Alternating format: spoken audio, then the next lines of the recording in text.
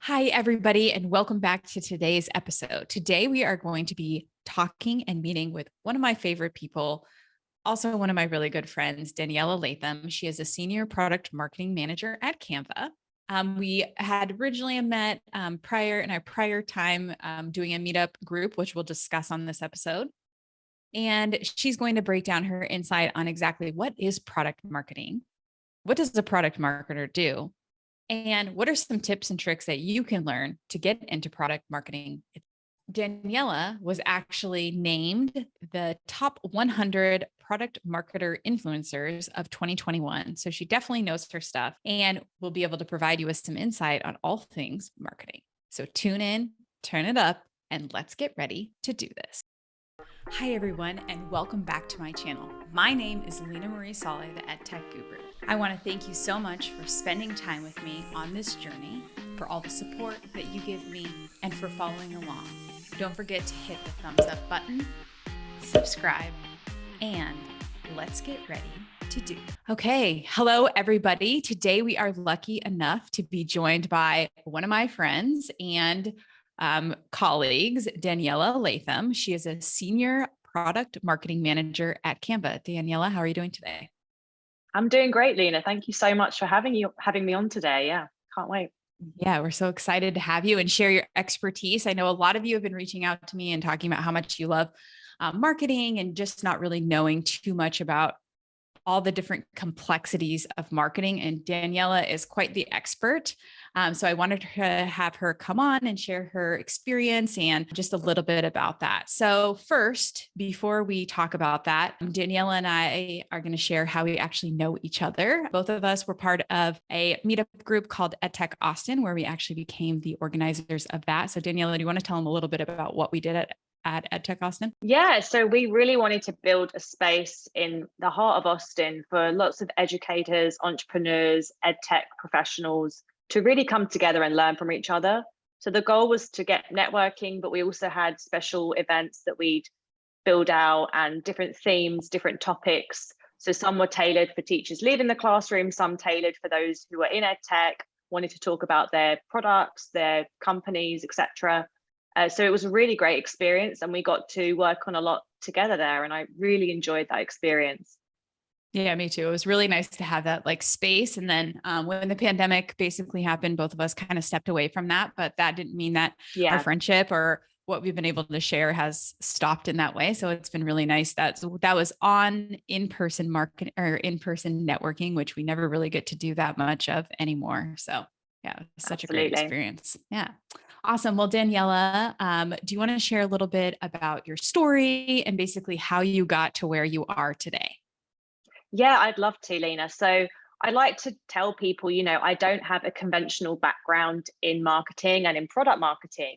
But what I think is interesting about product marketing is that is the case for a lot of people. They're coming in from different backgrounds, different areas of expertise. So I like to tell my story as an example. You can change and you can move around as long as you've got the right attitude. So I actually got my degree in English literature in the UK, which is where I grew up.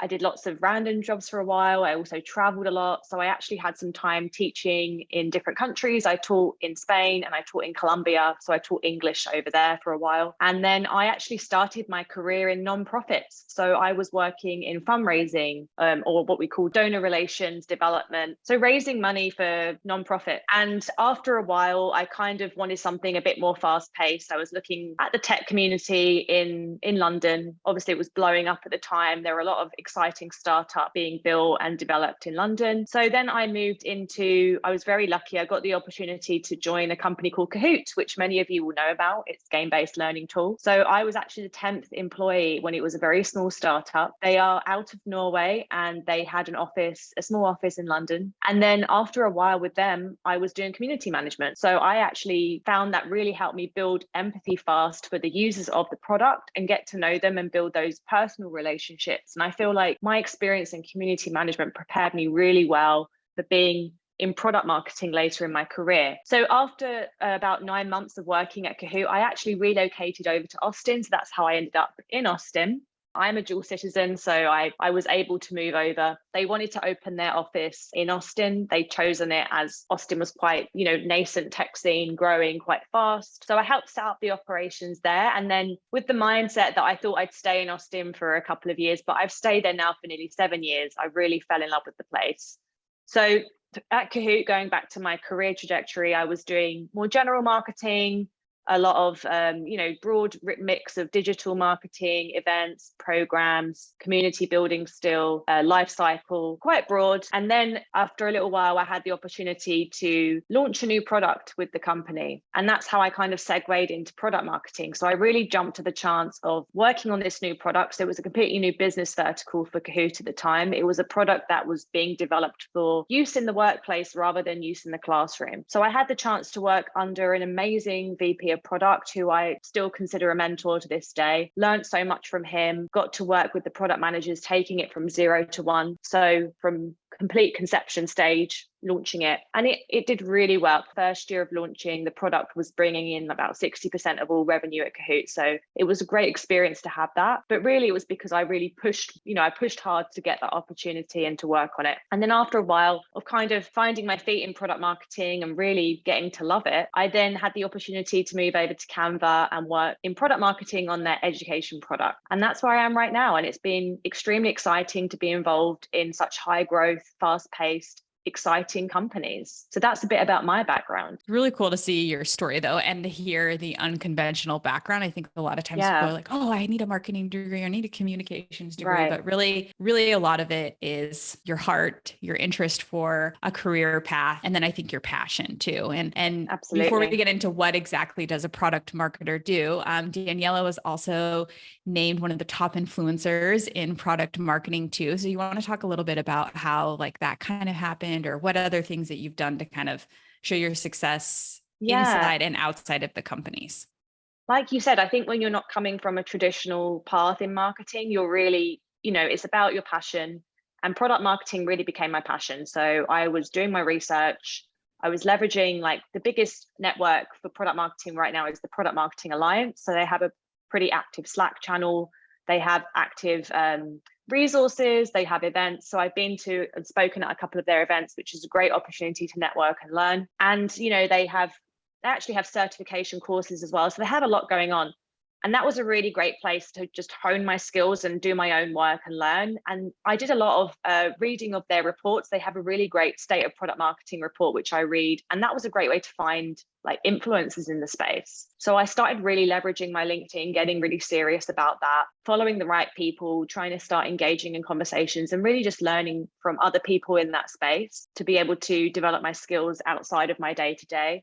And I think that's really important for anyone in product marketing, because you're working on often very fast-paced products, or products that are changing and evolving rapidly with the state of the world and the state of the market.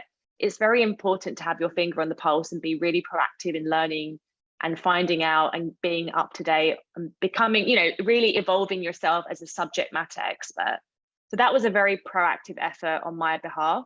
So doing the research, finding the people, contributing on LinkedIn, speaking at events, that really helped me hone my skills and helped me feel more confident in the space as well. Absolutely. Yeah, I think that's a really good tip. And we always hear LinkedIn, always the power of what LinkedIn can do. And yes. I think it's great that, and if you're not following Daniella, all her information will be in the episode notes below too, as well. But definitely follow her. She shares a lot of tidbits of information and just different things and skills that she's working on too. So I guess that sort of brings us more naturally to what exactly do you do in product marketing? So you talked a little bit about it, but maybe you can share a little bit more about exactly what do you do for of product course marketing? So when people ask me what really is product marketing, I like to say it's like a bookend role.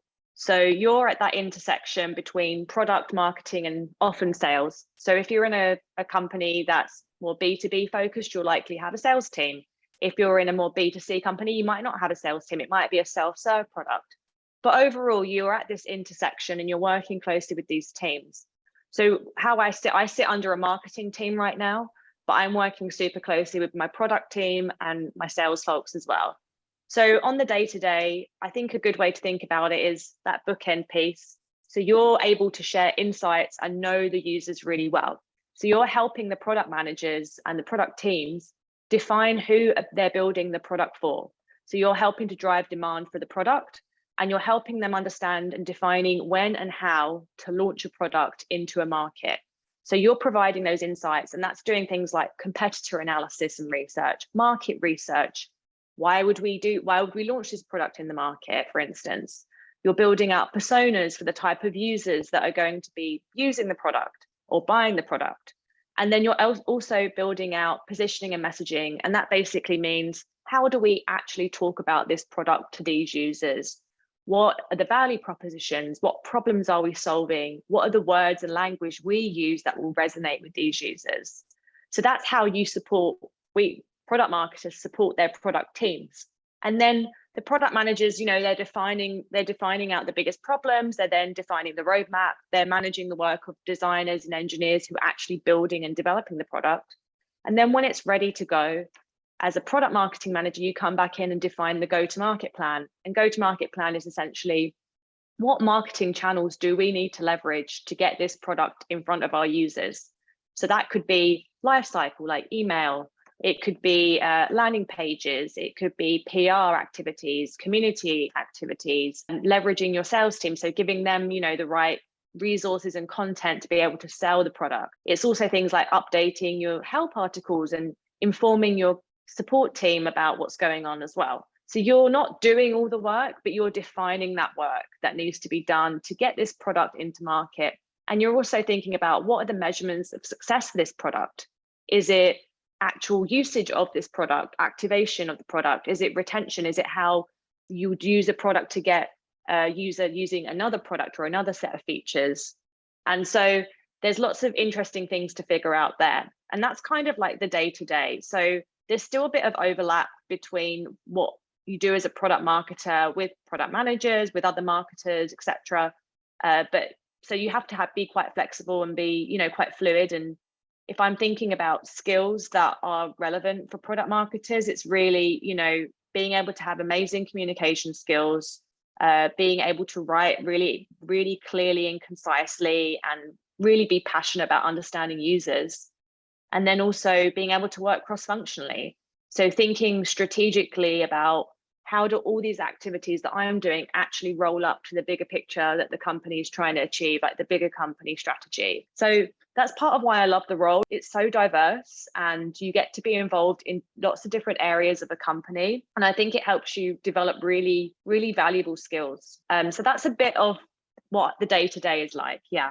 I think that's great insight, because I think it's important for people to kind of understand that. I think a lot of times people are like, oh, I'm just joining a marketing team, or I'm just joining a sales team, or I'm just going to be a customer success person. But really the most important part about any of today's roles, wherever you move, and just like teaching, is really that ability to work into cross-functional teams. I think you really hit the nail on the head with that, because you do work with product marketers. You also work with my team, letting us know what's going on in the product, so we're able to really inform content. So you're working with a lot of different stakeholders, and that builds a lot of relationship. But what I really enjoy about product marketing is that you do get to have those like positioning statements and the landing pages. And so when you see Canva is 100% free for education, that information or those taglines are coming from Daniella and her team. And so that's just something, that everyone's seeing. You may not know that it was specifically her, but when she gets to see those, or people tweeting about it, she's like, oh yeah, I had a hand in that. So I think it's also pretty rewarding too at the same time. Absolutely. You're absolutely right. And agreed. If you're working on products that are being used by millions of people, which is really exciting when you think the potential for people all over the world to be using a product. And that's what I loved about being at Kahoot and being now at Canva is, wow, I'm actually having quite an impact on people's lives, like just from being able to tell a story about this product to people, and then they're able to be inspired and then use the product and help themselves. That's really rewarding. And that's also what I think is great about Canva. They've got a really strong social mission, and they're really all about the storytelling as well. And I would say that's also a very important skill, as well as communication and being cross-functional, being able to tell a story. And that's not easy to do. And that's something I think you build over time. So what do I mean by storytelling in a product? It's really about, what's a narrative behind a product? Like what are the users thinking when they come in? What are their jobs that they want to get done in the product? And what are the outcomes of that? So you need to think about, how are we telling this story of the users' lives and helping build impact and have an outcome that is successful for them, and being able to tell that story externally. And that's something that makes products stand out. The most powerful products stand out. They have a strong story behind them. And I think that's one of the most lucrative skills that we can develop in this day and age, and where there's so much technology, there's so much distraction, is strong storytelling and strong narrative behind a product. So powerful. Okay. Get me in my feels, Daniella. um, okay. So now that we kind of shared a little bit about the day-to-day, what exactly is product marketing? What do you do? What are some tips or tricks that you can give to a person who is looking to explore a career in marketing, or specifically more product marketing, that might give them some success? Well, I'd say if you are studying marketing, then obviously do your best to do the outreach, get your internships, like build your networks. But then if you're also in like sales role, a customer support role, or another type of role, but you're interested in kind of moving over and exploring product marketing, first and foremost, get to know if there are product marketers in your company, become their best friends and pick their brains and get some time with them. Just talk through their, how they approached it, what their background is, because they often have very different experiences. The easiest low-hanging fruit way is to really understand if there's any way you can help them out. So are there any projects that you could support with? So say you're working in sales, reaching out to the marketing team and see if there's any insights or feedback that you could help share with them. A lot of product marketing is also being able to really calibrate and quantify like product feedback from users, but in a way that's easy to understand. The product team can analyze the feedback and then make decisions on, okay, what's going to have the biggest impact based on all this feedback? What's actually going to move the needle? What do we need to focus on? So you can be a big help there, because getting through a lot of that data sets and actually talking to your customers, say you're in sales, say you're in support, providing those insights and seeing if you can work with your product marketers on like a project, or if they need any help with anything, or if they need help with other areas of marketing as well. So, when you're in like a smaller startup or a high growth company, you're typically also doing a bit, a lot of execution as well. You're not able just to work on strategy. You don't have that luxury. So you're getting your hands dirty. And I think that's really important as well, showing that you can be hands-on and really help out. So even if there aren't product marketers, there's also, an opportunity if you talk to your marketing team, if you have like demand gen, if you have people working on growth experiments, growth marketing, really get to know them. And then externally, again, do your research, get on LinkedIn, start following influencers. I've had people reach out to me directly. I've had chats with them, and then they've gone on to move into product marketing roles, or they found, like a graduation program for product marketing. I'd say graduation programs are quite uncommon, but they are evolving over time. I see more people who are in a different role and want to move into product marketing. So I'd see that as a great way as well to educate yourself, to get to know, what does this look like? Why am I excited about it? What am I passionate about? And what areas could I really thrive at? And what areas could I really learn more about? So if you feel like, I could help with enabling the sales teams, but I don't know as much about positioning or messaging, that's something you can really, learn about and leverage all the resources that are out there right now and start to develop that. So I would say just being really proactive and passionate and doing your homework and doing your research, and knowing that people are quite friendly and on LinkedIn and will often have time for you and make time for you if you're approaching them in a thoughtful way, if you're looking to learn from them, or looking to get some mentorship. A lot of people who are senior in product marketing are really looking to be mentors and want to give back.